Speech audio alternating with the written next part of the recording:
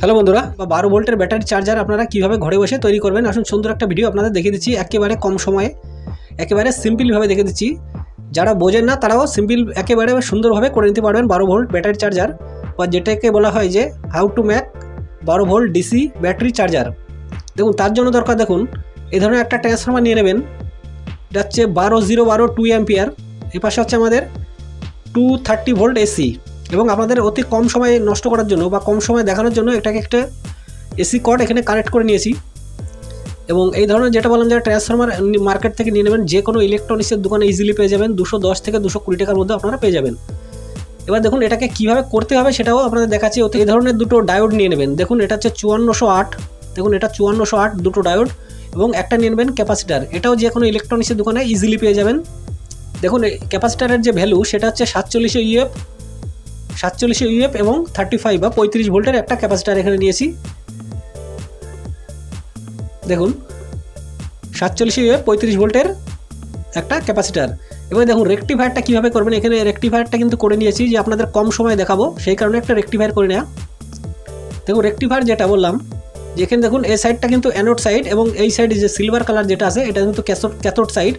এবার দেখুন দুটো যে ডায়োড আছে একই সেমভাবে এখানে সোল্ডারিং করা, এবং দুটো আউটপুট থেকে ক্যাথোড থেকে বা পজিটিভ থেকে দেখুন ক্যাপাসিটারে আসছে পজিটিভে, এবং এই পাশে আছে ক্যাপাসিটারের যেটা আছে নেগেটিভ। এবার এই যে ট্রান্সফরমারটা দেখুন, এই যে ট্রান্সফরমারটার এই যে 12 ভোল্ট, দেখুন এই যে 12 ভোল্ট, এই 12 ভোল্টটা একটা সোল্ডারিং করে দেবেন এই ডায়োডের এই পাশে, এবং অপরটা আরেকটা যেটা সেটা ডায়োডের এই পাশে, এবং যে এই যে নেগেটিভ আছে নেগেটিভটা কানেক্ট করে দেবো এই ক্যাপাসিটারের নেগেটিভে, এবং এই ক্যাপাসিটারের নেগেটিভ থেকে আউটপুট হয়ে যাবে আমাদের নেগেটিভ, এবং পজিটিভ থেকে আউটপুট হয়ে যাবে আমাদের পজিটিভ। যেটা একটু কানেক্ট করে দিই, এটা বললাম যে আপনাদের কম সময় নষ্ট করে একেবারে সিম্পলভাবে আপনাদের দেখাবো। দেখুন এখানে ক্যাপাসিটারটা লাগানোর জন্য সিম্পলি একটা টেপ এখানে লাগিয়ে নিলাম ক্যাপাসিটার বসানোর জন্য। এবার এইভাবে আপনারা অতি সিম্পলভাবে আপনারা করে নিতে পারবেন। দেখুন এবার ক্যাপাসিটারটা এখানে হালকা করে বসিয়ে নিই। দেখুন ক্যাপাসিটারটা বসানো হয়ে গেল, দেখুন কত সুন্দর।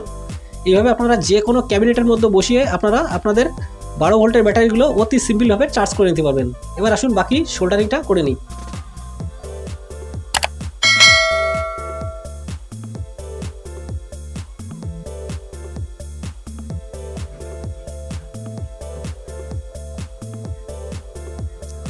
দেখুন ঠিক যেভাবে বললাম ঠিক এইভাবে কানেকশন করে দেবেন। দেখুন আপনারা, আর আপনাদের যদি কোনো রকম কিছু বুঝতে অসুবিধা হয় অবশ্যই বলছি আপনারা একটা কমেন্ট করবেন। আশা করি সকলের কমেন্টের উত্তর দেবো এবং আপনার প্রবলেম সলভ করে দেবো। আর এই ধরনের ভিডিও যারা এই চ্যানেল থেকে সবার প্রথম দেখছো তাদের কাছে একটা অনুরোধ রাখবো, আপনার যদি ভিডিওটি ভালো লেগে থাকে অবশ্যই একটা লাইক করবেন ভিডিওটিতে, এবং চ্যানেলটি সাবস্ক্রাইব করে অল প্রেস বাটনটা অন করে রাখবেন। যখনই এই ধরনের কোনো ভিডিও নিয়ে আসবো আপনারা যেন সবার প্রথম পেয়ে যান। আসুন এবার নেগেটিভ কানেকশনটা করে নিই।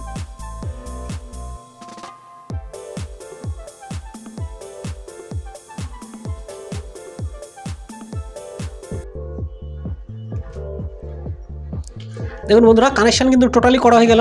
সিম্পল যেটা বললাম যে একেবারে ইজি, আপনারা যারা বোঝেন না তারাও কিন্তু ইজিলিভাবে তৈরি করে নিতে পারবেন একটা 12 ভোল্টের ব্যাটারি চার্জার। দেখুন এবার যেটা বললাম যে এখান থেকে আমাদের আউটপুট পজিটিভ, অর্থাৎ এপাশ থেকে দেখুন ক্যাপাসিটারের নেগেটিভ, এপাশ থেকে আমাদের আউটপুট নেগেটিভ হয়ে যাবে। সিম্পল দুটো এই ধরনের ক্লিপ লাগিয়ে নেব। দেখুন দুটো ক্লিপ আপনারা এটাও যে কোনো ইলেকট্রনিক্সের দোকানে পেয়ে যাবেন, 5-10 টাকা হয়তো দাম নিতে পারে। এবার এটাকে কানেকশন করে দিই, যেটা বললাম যে ক্যাপাসিটারের নেগেটিভ থেকে নেগেটিভ, পজিটিভ থেকে পজিটিভ। এবার আসুন ওটাও কানেক্ট করে দিই।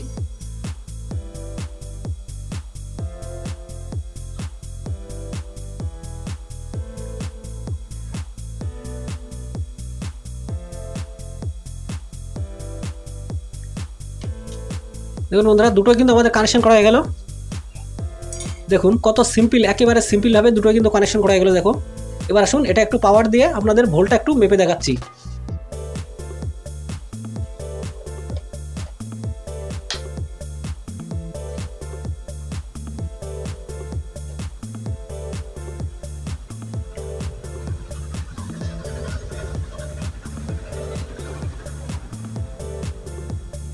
দেখুন আউটপুট ভোল্ট দিচ্ছে 18.5 ভোল্ট দিচ্ছে আউটপুট।